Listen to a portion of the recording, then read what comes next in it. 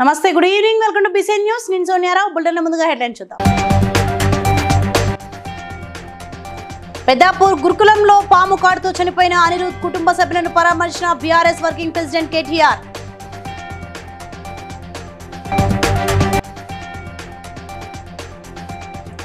Narsapur degree కళాశాలలో quit India ఉద్యమంపై జరిగిన కార్యక్రమంలో పాల్గొన్న ప్రొఫెసర్ కోదండరాం.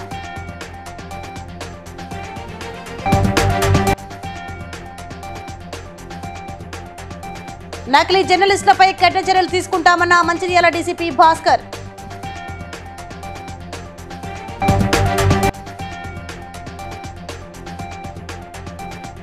తన కుమారుని రాజకీయ కక్షతో అరెస్ట్ చేశారన్న ఆంధ్ర రాష్ట్ర మాజీ మంత్రి జోగి రమేష్.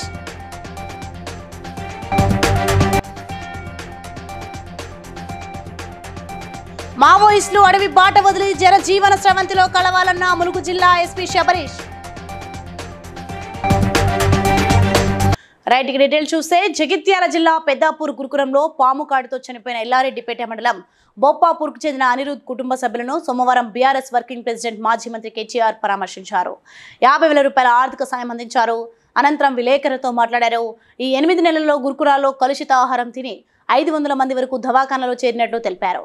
వానాకాలం అయినందున గురుకులాలను పరిశుభ్రంగా ఉంచాలని, పాములు తేళ్లు రాకుండా చర్యలు తీసుకోవాలని, విద్యార్థులకు పెట్టే భోజనంపై కలెక్టర్ వివిధ శాఖల అధికారులు పర్యవేక్షించాలని చెప్పారు. విద్యార్థుల భవిష్యత్తు పట్ల రాజకీయాలు అసలే వద్దని, మన పిల్లలుగా చూసుకుంటూ వారి ప్రాణాలపై జాగ్రత్తలు తీసుకోవాలని కోరారు. నా కొడుకును ప్రభుత్వ పాఠశాలలో వేసిన, వాళ్ళే తల్లి తండ్రి అనుకొని వేసిన. నా కొడుకు చనిపోయింది. సరే, నాలాంటి కడుపు కోత ఏ తల్లికి రావద్దయ్యా. నా లాంటి కడుపు కోత ఏ తల్లికి రాకుండా చర్యలు తీసుకోవాలని ప్రభుత్వానికి. మనం ఎంత సాఫ్ చేస్తే ఈ పాములు తేళ్లు ఇవన్నీ పోతే అందరు చిన్న చిన్న పిల్లలు ఆడుకుంటారు, బయట పోతారు. కొద్దిగా సందు దొరికిందంటే ఒక అర్ధగంట విరామం దొరికిందంటే బయట పోయి ఆడతారు. వాళ్ళకు పాపం అభంశుభం తెలియని వయస్సు, తల్లిదండ్రులు లేరు, పర్యవేక్షణ లేదు. కాబట్టి దయచేసి ప్రభుత్వానికి కోరేది, మేము ఒక కమిటీ వేసి ఆ రిపోర్టు మీకు సత్వరమే అందించే ప్రయత్నం చేస్తాం. ఇందులో తమ పిల్లని హాస్టల్కి పంపినరో తెలుసుకోండి, కుదిరితే ఆ కుటుంబం నుంచి ఒకరికి ఉద్యోగం ఇవ్వండి, ఆ కుటుంబాన్ని నిలబెట్టండి. ఎందుకంటే ఒక పిల్లగాడి మీద పిల్ల మీద కంపేర్డ్ ఆశలు ఉంటాయి తల్లిదండ్రులకు.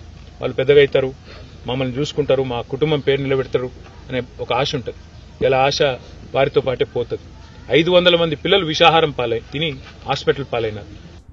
మెదక్ జిల్లా నర్సాపూర్ గవర్నమెంట్ డిగ్రీ కాలేజ్లో శ్రీకృష్ణ విజ్ఞాన్ గ్రామీణాభివృద్ధి సంస్థ ఆధ్వర్యంలో క్విట్ ఇండియా ఉద్యమంపై అవేర్నెస్ కార్యక్రమంలో ప్రొఫెసర్ కోదండరాం మాట్లాడుతూ 1942 ఆగస్టు 8న మహాత్మా గాంధీ అఖిల భారత కాంగ్రెస్ కమిటీ బాంబే సమావేశంలో ఉద్యమం ప్రారంభించారని, క్విట్ ఇండియా ఉద్యమం నుంచి స్వతంత్రం వచ్చే వరకు గాంధీజీ సేవలను కొనియాడుతూ గవర్నమెంట్ డిగ్రీ కాలేజ్ విద్యార్థులకు అవేర్నెస్ ప్రోగ్రాం నిర్వహించారు.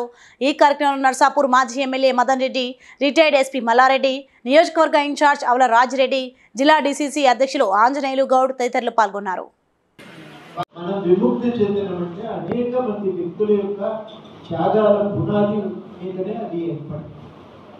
అనేక మంది నిజంగా క్విట్ ఇండియా మూవ్మెంట్ తెలుసుకుంటే, చదివితే మనకు అర్థమవుతుంది ఎన్ని త్యాగాలు చేసిందో ఆ రోజు. అట్లాంటి త్యాగాల పునాది మీద ఏర్పడ్డప్పుడు మనకు కూడా కొంత బాధ్యత ఉంటుంది. భవిష్యత్తును మనం ఎట్లా నిర్మించుకోవాలి. తీర ప్రాంతం కానీ, కోస్తా తీర ప్రాంతాలను కానీ తమ చేతుల్లో పెట్టుకొని ఈ భారతదేశాన్ని తమ మార్కెట్గా మలుచుకున్నాడు. ఆ క్రమంలో మన దగ్గర మోపింది, పన్నులు విధించి భారం మోపింది. ఆ పన్నులు విధించి భారం మోపింది. కొద్ది మంది చేతుల్లో భూమి కేంద్రీకృతమై ఉన్నది. ఈ పరిస్థితుల్లో రైతులకు కూడా కావలసిన ఆదాయాలు దొరకలేదు. వాళ్ళు కూడా తీవ్రమైన ఇబ్బందులు ఎదుర్కొంటున్నటువంటి సమయం. ఈ దోపిడీకి వ్యతిరేకంగానే మనం కొట్లాడకపోతే భారతదేశంలో అనేక అంతకుముందు వచ్చినటువంటి చాలా మంది ఇతర ప్రాంతాల నుంచి వచ్చి ఇక్కడే భాగమైపోయినటువంటి రాజులు కూడా ఉన్నారు కదా. వాళ్ళ మీద మనం ఎందుకు ఇదే రీతిలో మా దేశం వదిలిపెట్టి వెళ్ళిపోవాలని పోరాటం చేయలేదు? ఎందుకని? కారణం ఏంటంటే అంతకుముందు వచ్చిన రాజులు సామ్రాజ్యకాంక్షతో వచ్చారు. అంటే తమ రాజ్యాన్ని విస్తరించుకోవాలి, తాము ఒక రాజ్యాన్ని. జర్నలిస్టులు కాకపోయినా ప్రెస్ స్టిక్కర్ వేసుకొని తిరుగుతున్న బైకులపై స్పెషల్ డ్రైవ్ నిర్వహించి నకిలీ విలేకరులపై చర్యలు తీసుకుంటామని మంచిర్యాల డీసీపీ భాస్కర్ తెలిపారు. విలేకరుల ముసుగులో కారు బైక్లపై ప్రెస్ స్టిక్కర్లు వేసుకొని తిరుగుతూ అక్రమ వసూళ్లకు పాల్పడుతున్న వారిపై క్రిమినల్ కేసులు నమోదు చేసి కఠిన చర్యలు తీసుకుంటామని హెచ్చరించారు. విలేకరులమని చెప్పుకుంటూ ప్రజల్ని ఇబ్బందులు గురి చేస్తున్నారనే సమాచారం ఉంది. దీనిలో భాగంగా మంచిర్యాల పట్టణంలో ఒక కేసు నమోదు చేసినాము. ఈరోజు వచ్చిన ఫిర్యాదు మేరకు జన్నారం పోలీస్ స్టేషన్లో కూడా ఒక కేసు నమోదు చేయడం జరిగింది. ముఖ్యంగా విలేకరులు అనేవాళ్ళు ఎలక్ట్రానిక్ కానీ ప్రింట్ కానీ సమాజానికి, ప్రజలకు, ప్రభుత్వానికి, ప్రభుత్వ వ్యవస్థలకు వార్తలను చేరవేస్తూ అవగాహన కల్పించే వాళ్ళు చాలా గౌరవప్రదమైన వృత్తి. దీంట్లో గత 20-30 సంవత్సరాల నుంచి పనిచేసే సీనియర్ పాత్రికేయులు ఉన్నారు. జర్నలిజం లాంటి ఉన్నత చదువులు చదివి కూడా వాళ్ళు సమాజ సేవలో వృత్తిలో భాగంగా వచ్చిన వాళ్ళు ఉన్నారు. కానీ కొంతమంది ఇటీవల కాలంలో ఇతరత్ర పేర్లు పెట్టుకొని విలేకరులు కాకపోయినా విలేకరులమని చెప్తూ సొంత డబ్బుల ఆదాయం మార్గంగా ప్రజల్ని పీడించడం కోసం, ప్రజల్ని భయపెట్టియడం కోసం ఇతర వ్యాపార సంస్థల దగ్గర కూడా పోతున్నట్టు వచ్చింది. అట్లాంటి వారిపైన కఠినమైన చర్య తీసుకుంటాం. ఎక్స్టార్షన్ కేసులు కూడా నమోదు చేసి అరెస్ట్ చేయడం జరుగుతుంది. ఇంకా వెహికల్స్పై కూడా ప్రెస్ అని రాసుకుంటున్నారు. ప్రెస్కు సంబంధం లేని వాళ్ళు ప్రెస్ అని రాసుకుంటున్నారు. కాబట్టి స్పెషల్ డ్రైవ్ కంటిన్యూ చేస్తున్నాము. ఎవరైతే నిజమైన విలేకరులు ఉంటారో వాళ్లకు వెసులుబాటు కల్పిస్తాము. ఎవరైతే ప్రెస్ కాకుండా ప్రెస్ అని ఉంటారో వాళ్ళపైన క్రిమినల్ కేసులు కూడా నమోదు చేయడం జరుగుతుంది. కాబట్టి ఎవరైనా విలేకరు కాని వ్యక్తి ప్రెస్ అని పెట్టుకొని తిరిగినట్లయితే ఖచ్చితంగా వాళ్ళపైన క్రిమినల్ చర్యలు ఉంటాయి. కాబట్టి ఇప్పటికైనా అలాంటి ఉద్దేశాన్ని, అలాంటి పనులను మానుకొని చక్కగా ఉండాలని కోరుతున్నాము. మాజీ మంత్రి జోగి రమేష్ మాట్లాడుతూ ఏమీ తెలియని తన కుమార్ని అరెస్ట్ చేసి జైల్లో పెట్టాలనుకుంటున్నారని మండిపడ్డారు. తాను బలహీన వర్గాల నుంచి ఎదిగిన నాయకుడినని, తన కుటుంబంపై ప్రభుత్వం కక్ష సాధింపు చర్యలకు పాల్పడుతుందని ఆరోపించారు. అంచెలంచెలుగా ఎదిగాడు. ఒక బలహీన వర్గాల వాడు, ఒక గౌడ కులస్తుడు ఎదిగితే హర్షించాల్సింది పోయి మీరు మా మీద కక్ష కట్టి మమ్మల్ని జైలు పాలు చేస్తే మీరు ఆనందం పొందుతారు. ఏంటి దుర్మార్గం? నిజంగా తప్పు చేసుంటే, నిజంగా మా కుమారుడు తప్పు చేసుంటే శిక్షించిన. ములుగు జిల్లాలోని మావోయిస్టుల లొంగుబాటు సందర్భంగా జిల్లా ఎస్పీ శబరీష్ మాట్లాడుతూ అడవి బాట పట్టి అవస్థలు పడకుండా లొంగిపోయి జనజీవన స్రవంతిలో కలిసి రాష్ట్ర అభివృద్ధికి తోడ్పడాలని మావోయిస్టులకు పిలుపునిచ్చారు.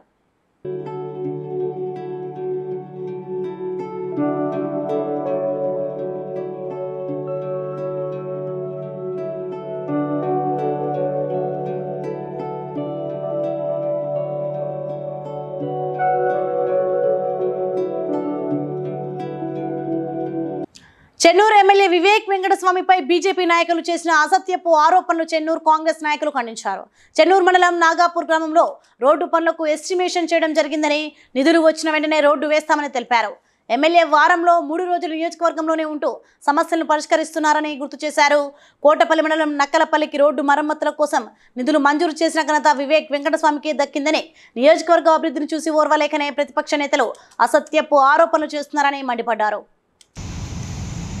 బీజేపీ క్యాండిడేటు గాలి ప్రదర్శనలో భాగంగా నాగపూర్ గ్రామాన్ని సందర్శించి వివేక్ సార్ పైన అనుచిత వ్యాఖ్యలు చేసిండు. అసలు తెలుసో తెలియకనో మాట్లాడిన వ్యక్తిగా మేము భావిస్తున్నాం. అది ఆ రోడ్డును ఎస్టిమేషన్ చేయడం జరిగింది. త్వరలో దానికి బిల్లు శాంక్షన్ అవుతుంది కూడా.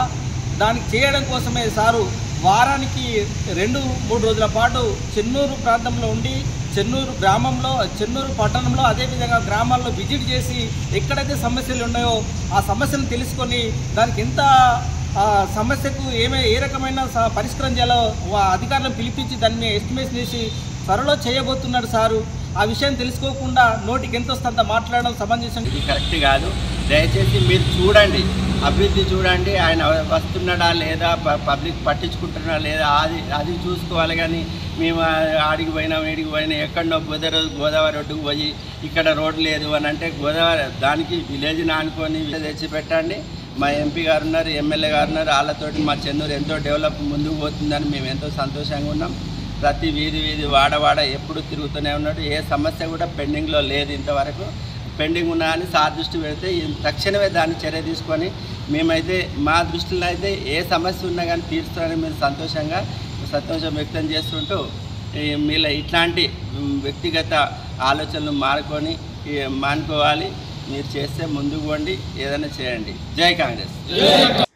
సంగారెడ్డి జిల్లా ఫుల్కల్ మండలం గంగులూరు గ్రామం 189 సర్వే నెంబర్లో 6 ఎకరాల ప్రభుత్వ భూమి చుట్టూ ఫెన్సింగ్ వేసిన బడా బాబులు భూ కబ్జాకు ప్రయత్నిస్తున్నారంటూ పలు మాధ్యమాల్లో వచ్చిన కథనంతో రెవెన్యూ సిబ్బంది పోలీసులు స్వయంగా వెళ్లి ప్రభుత్వ భూమి చుట్టూ వేసిన ఫెన్సింగ్ ను జేసీబీతో తొలగించారు. మీడియాలో వచ్చిన కథనాలతో మంత్రి దామోదర రాజనరసింహ జిల్లా కలెక్టర్ ఆదేశాలతో ప్రభుత్వ భూములను అక్రమంగా కబ్జా చేస్తే సంబంధిత వ్యక్తులపై కఠిన చర్యలు తీసుకుంటామని పుల్కాల్ తహసీల్దార్ కృష్ణ తెలిపారు.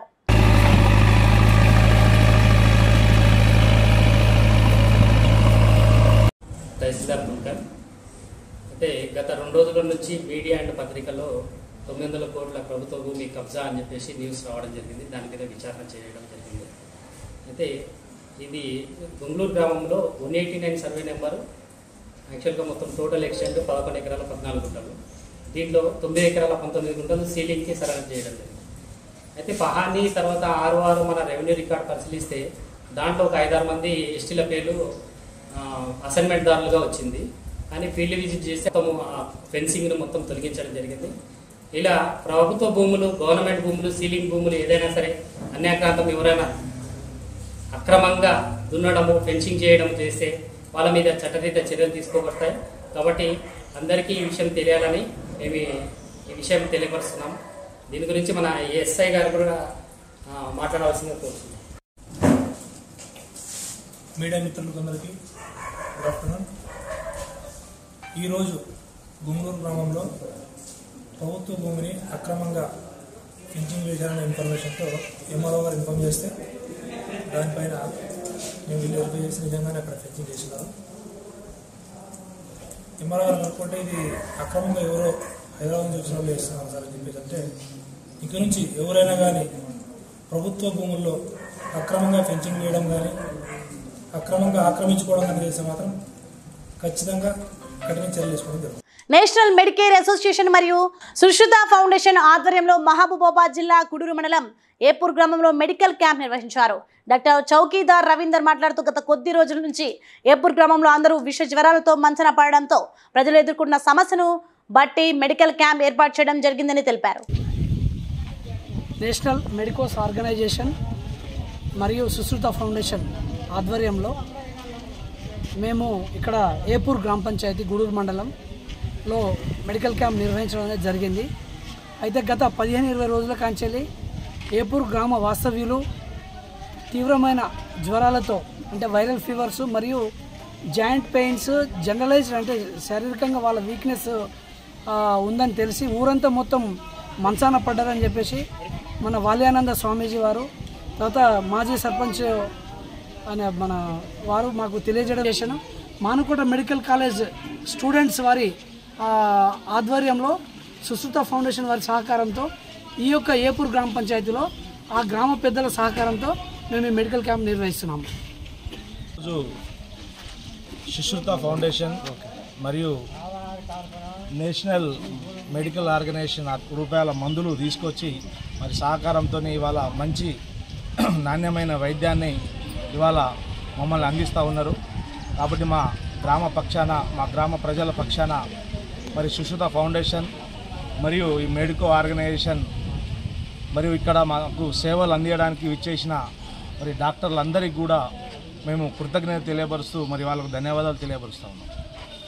మాజీ మంత్రి జోగి రమేష్ ఇంట్లో ఏసీబీ తనిఖీలు నిర్వహించారు. సిఐడి స్వాధీనంలో ఉన్న అగ్రిగోల్డ్ భూములను కబ్జా చేశారనే ఆరోపణలతో ఆయన కుటుంబీకులపై కేసు నమోదు కాక దీనిపై ఏసీబీ అధికారులు సోదాలు చేస్తున్నట్లు సమాచారం. జోగి రమేష్ తనయుడు జోగి రాజీవ్ను అరెస్ట్ చేసి గొల్లపూడి ఏసీబీ ఆఫీసర్కు తరలించారు.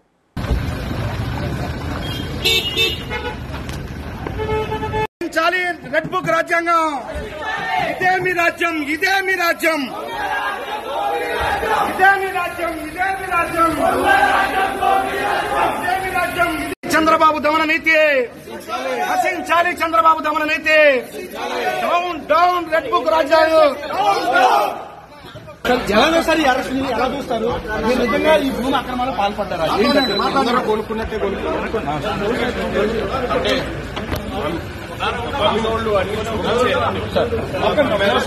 మేము అలాగే అన్నాం. ఈనాడు పేపర్లో వాళ్ళు ప్రకటించి అమ్మారు, మేము కూడా ప్రకటించాము.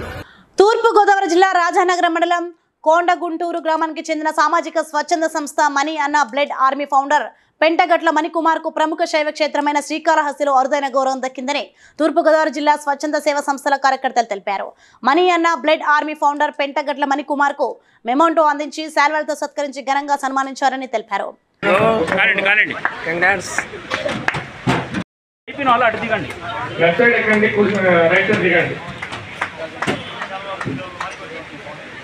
Emergency bed service Suni Durga Prasad congrats. Next Hyderabad Telangana నుంచి స్వప్నికా రెహమా ఫౌండేషన్ తర్వాత ఆర్గనైజేషన్ ట్రాన్స్ఫర్లీ ఫౌండేషన్ వైజాగ్ నుంచి శంకరనాయక్ సార్ గారు మరి వెంకటలక్ష్మి మేడం గారు ఇద్దరు కూడా దంపతులు ఇద్దరు కూడా వచ్చి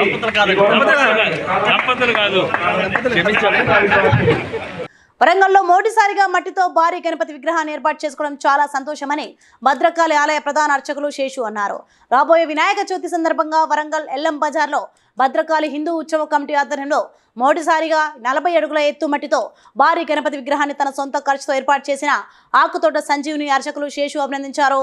వినాయక నవరాత్రి ఉత్సవాలలో పీఓపీ విగ్రహాలను వాడకుండా ప్రతి ఒక్కరూ మట్టి విగ్రహాలను పూజించాలని, పర్యావరణ పరిరక్షణకు సహకరించాలని ఆకుతోట సంజీవ్ విజ్ఞప్తి చేశారు.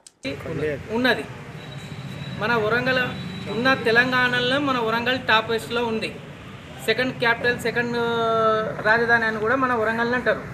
మన కాకతీయులు ఏలిన ఈ రాజ్యం ఇది. మనం కూడా ఎందుకు పెట్టద్దు ఇక్కడ? మనం హైదరాబాద్ పోయి చూడాలని అనుకోవడం ఎందుకు?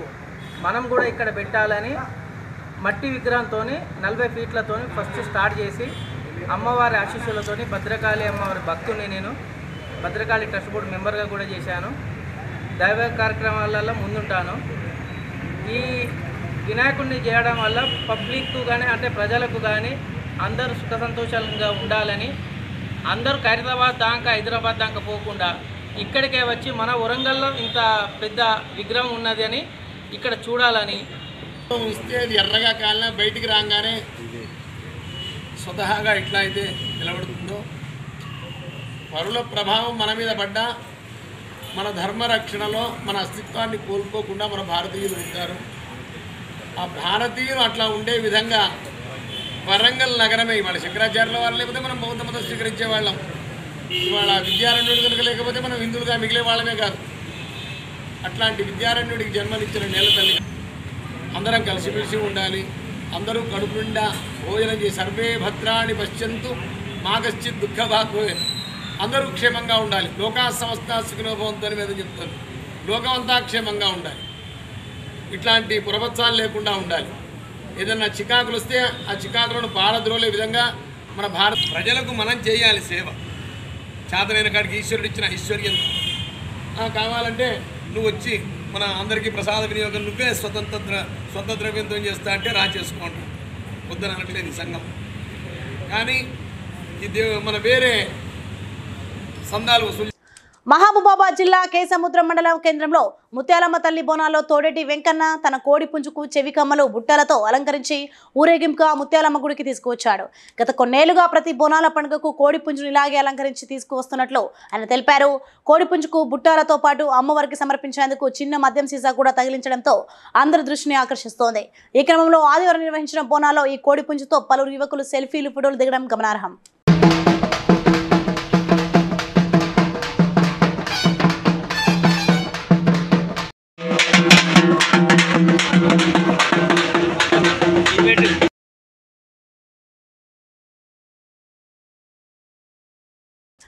కొన్ని రోజుల క్రితం మంచిర్యాల జిల్లా నేన్నల్ మండల నర్వాయిపేట్ నివాసి దళిత రైతు జాడి మల్లేష్ మామిడి తోటని ఫారెస్ట్ అధికారులు అన్యాయంగా నరికారని తెలుసుకొని బీజేపీ జిల్లా ప్రధాన కార్యదర్శి పట్టి వెంకటకృష్ణ రైతింటికి వెళ్లి వారి కుటుంబాన్ని పరామర్శించి బీజేపీ పార్టీ అండగా ఉంటుందని హామీ ఇచ్చారు.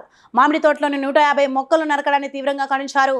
ఎన్నికల ముందు కాంగ్రెస్ పార్టీ ఎస్సీ ఎస్టీలు సాగు చేసుకున్న భూములకు వారిని యజమానులను చేస్తామని హామీ ఇచ్చారని, మరి ఇప్పుడు ఇచ్చిన హామీ మర్చిపోయి దళితుల భూముల మీద పడడం సిగ్గుమాలిన చర్య అని అన్నారు. నార్వాయిపేట గ్రామంలో జాడి మల్లేష్ అనే రైతు గత సుమారు 15 సంవత్సరాల నుంచి ఈ భూములని సుమారు 5 ఎకరాల ల్యాండ్ని సాగు చేసుకొని బతుకుతున్నాడు. దీని మీదనే జీవనాధారంగా బతుకుతున్నాడు. పిల్లల్ని చదివించుకుంటున్నాడు. దీని మీద సాగు చేసిన పంటతోనే ఆయన బతుకుతున్నాడు.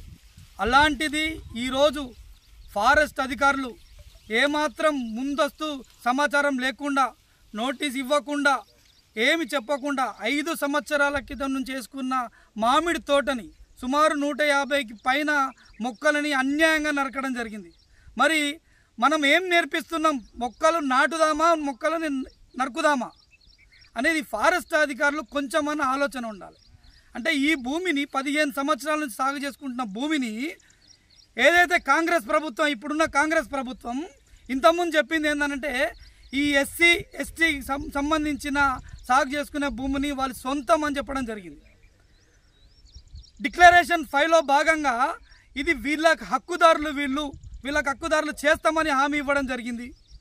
మరి ఏం ఉండాలి ఈ ప్రభుత్వానికి? కొంచెమన్నా ఇక్కడున్న ఎమ్మెల్యే ఇప్పటి వరకు వచ్చి వీళ్ళని పరామర్శించాలి. మరి ఓట్లేసి గెలిపించిన ఎమ్మెల్యే ఇప్పటిదాకా సోయలేదు. మరి వీళ్ళు దళితులే, ఆ ఎమ్మెల్యే దళితులే. మరి దళితులు సోయలేదా నీకు? మీకు దళితులకు ఇబ్బందులు ఉన్నదంటే నువ్వు రావా, నువ్వు ఆలోచించావా అని మేము ప్రశ్నిస్తున్నాం. ఇప్పటికైనా ఎమ్మెల్యే వినోద్ గారు మీరు రండి, ఇక్కడ పరిస్థితులను చూడండి, ఖచ్చితంగా వీళ్ళకి న్యాయం చేయాలని చెప్పేసి మేము అడుగుతున్నాం. న్యాయం చేయకపోతే నిన్ను బెల్లంపల్లి నియోజకవర్గాల్లో తిరగనీయం. ఎవరైతే అధికారులు ఉన్నారో వాళ్ళ మీద వెంటనే చర్య తీసుకోవాలి, వీళ్ళకి నష్టపరిహారం చెల్లించాలి. ఏవైతే మొక్కలు ఉన్నాయో 150 మొక్కల పైన నరికివేయడం జరిగింది. ఆ 150 మొక్కల పైన ఎలాంటి వీళ్ళు ఎంత ఖర్చు అయిందో ఆ ఖర్చుతో పాటు సాగొచ్చిన తర్వాత జరిగే నష్టాన్ని మొత్తం ప్రభుత్వం భరించాలని ఈ సందర్భంగా మేము డిమాండ్ చేస్తున్నాం. విద్యా వ్యాప్తికి ప్రభుత్వం కృషి చేయాలని కొసరాజు ప్రసాద్ డిమాండ్ చేశారు. ప్రెస్ క్లబ్ లో ఏర్పాటు చేసిన విలేకరుల సమావేశంలో ఆయన మాట్లాడుతూ విద్య అంటే జ్ఞానం, అంటే ఆలోచించడం, విశ్లేషించడం, అవగాహన చేసుకోవడం అన్నారు.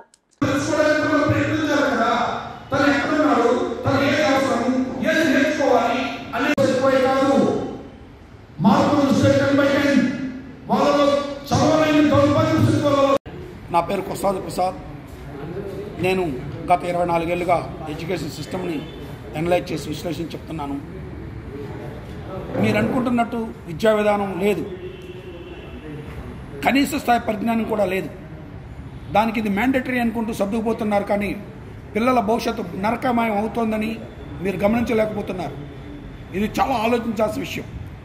1996లో చంద్రబాబు నాయుడు గారి ప్రభుత్వం కొంచెం రిలాక్స్ అవ్వండి, ఏదన్నా 4-5 మార్కులు తగ్గితేయండి, పాస్ పర్సెంటేజ్ పెంచండి అన్నట్టుగా సెంట్రల్ అప్పుడు కామన్ ఎంట్రన్స్ ఎగ్జామినేషన్ ఎత్తేసిన తర్వాత నుంచినే ఈ వైఫల్యాలు ప్రారంభమైనాయి. ఇది ఏదో ప్రభుత్వ పాఠశాలలో చదువుతున్న పిల్లల్ని చిన్న చూపు చూడటం అనేది రైట్ కాదు. ప్రైవేట్ గవర్నమెంట్ స్కూల్లో చదువుతున్న టీచర్లు, పాఠాలు చెప్తున్న టీచర్లు ఖాళీ గోటి కూడా పనికిరారు. ఈ ప్రైవేట్ స్కూల్లో పనిచేస్తున్న టీచర్లు వాళ్ళు ఇంగ్లీష్లో గడగడ మాట్లాడలేకపోవచ్చు. అద్భుతమైన టాలెంట్, సబ్జెక్ట్ నాలెడ్జ్ వాళ్ళకు ఉంటుంది. వాళ్ళు కళ్ళతో చూస్తే పాఠం చెప్పేయగలరు. అంటే ఇంటర్మీడియట్లో మొదటి సంవత్సరం ఉన్నవే ఇంజనీరింగ్ ఫస్ట్ ఇయర్లో ఉంటాయనే ఉద్దేశంతో చెప్తున్నాను. దీన్ని ప్రభుత్వం ఒక బాధ్యతగా తీసుకుని ఒక ప్రత్యేకమైన ప్రోగ్రాంలు పెట్టి నాతో మాట్లాడితే నేనేం చేయాలి, ప్రభుత్వ పాఠశాలలో ఏం చేయాలి, ప్రైవేటు పాఠశాలలో ఎలాంటి మార్పుల కోసం ప్రయత్నించాలి అనే అంశాలని నేను 1 గంట సేపు ప్రజెంటేషన్ ఇస్తానికి అవకాశం ఉంటుంది. అంతేగాని ఇదేదో ఊరికే ఎలా అనుకుని అలా తీసి పారేసేది కాదు. చాలా ఫోకస్గా తయారు చేసుకోవాల్సిన అంశం. బంగ్లాదేశ్లో మైనారిటీలు అయిన హిందువులపై జరుగుతున్న దాడులకు నిరసనగా తెలంగాణ తల్లి విగ్రహం నుండి ఉత్కూర్ చౌరస్తా వరకు హిందూ సంఘాలు కొవ్వొత్తుల ర్యాలీ నిర్వహించారు. ఈ సందర్భంగా పలువురు మాట్లాడుతూ బంగ్లాదేశ్లో హిందువులపై దాడులు బాధాకరమని, బంగ్లాదేశ్ తాత్కాలిక ప్రభుత్వంపై కేంద్ర ప్రభుత్వం ఒత్తిడి తేవాలని కోరారు. మనం చూస్తున్నాం, పిల్లల మీద, తల్లుల మీద విచక్షణ రహితంగా ఈరోజు దాడులు చేయడం, వారిని మానభంగాలు చేయడం, ఇదంతా కూడా మనం సోషల్ మీడియాలో చూస్తున్నాం. కానీ ఏ లౌకిక పార్టీలు కూడా ఈరోజు స్పందించలేదు. ఇది సిగ్గుచేటు. మనమందరం ఒక తాటిపై నిలబడి దీన్ని ఖండించాల్సిన అవసరం ఉంది. ఇస్కాన్ టెంపుల్ ఉంది. కరోనా సమయంలో మొత్తం కూడా బంగ్లాదేశ్లో అన్నం పెట్టిన ఇస్కాన్ టెంపుల్ కూడా ధ్వంసం చేసినారంటే పరిస్థితిని అర్థం చేసుకోవాలి. ఈ దాడులను మనం భారత్ మాతా కీ జై, సమస్తమైనటువంటి మన హిందూ బంధువులందరూ కూడా ఇప్పటి వరకు ఏదో దత్త నరకన మనకేమిటి అని అనుకున్నాము. మరి ఇలాంటి ఘటనలు జరుగుతూ ఉంటే ముందు కాలంలో మన హిందూ ధర్మం అనేది కనుమరుగైపోయే పరిస్థితులు వచ్చే సూచనలు ఉన్నాయి. మరి ఒకప్పుడు మన హిందూ ధర్మం ఎలా, ఈ యొక్క సృష్టి ఆవిర్భావమే మన హిందూ ధర్మము.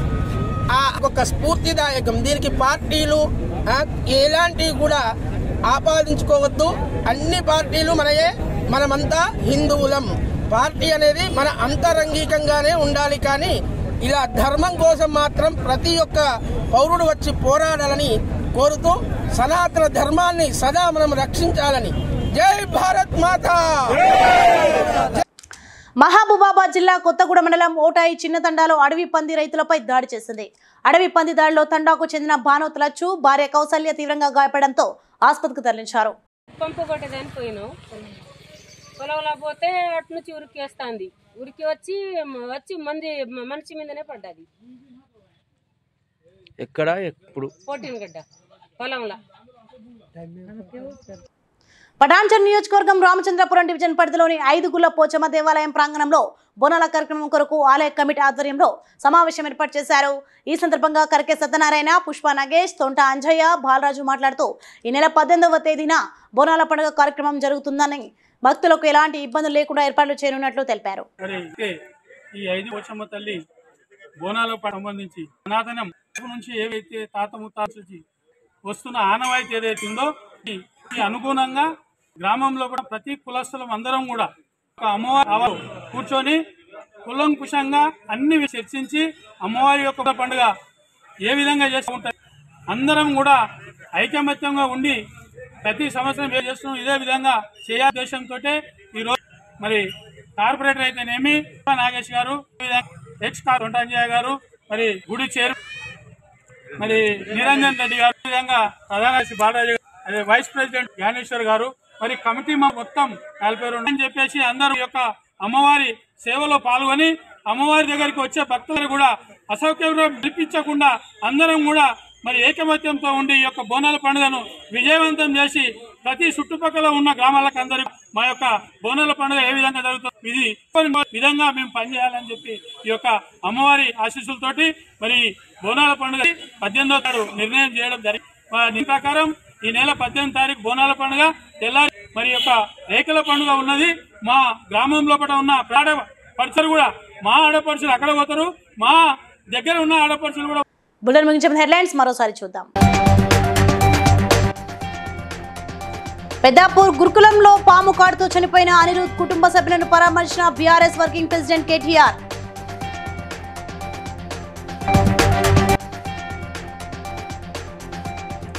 నర్సాపూర్ డిగ్రీ కళాశాలలో క్విట్ ఇండియా ఉద్యమంపై జరిగిన కార్యక్రమంలో పాల్గొన్న ప్రొఫెసర్ కోదండరాం.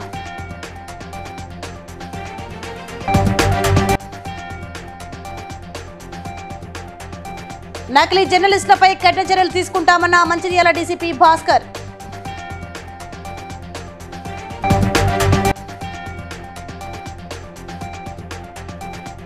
తన కుమారుని రాజకీయ కక్షతో అరెస్ట్ చేశారన్న ఆంధ్ర రాష్ట్ర మాజీ మంత్రి Jogi Ramesh.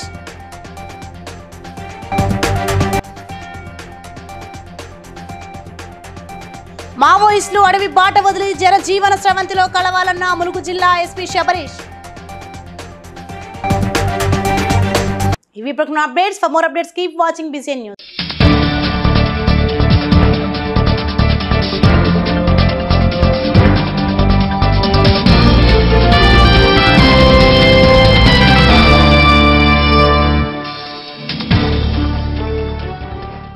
Please like and share, subscribe to BCN Telugu News. Please like, share and subscribe to BCN Telugu News.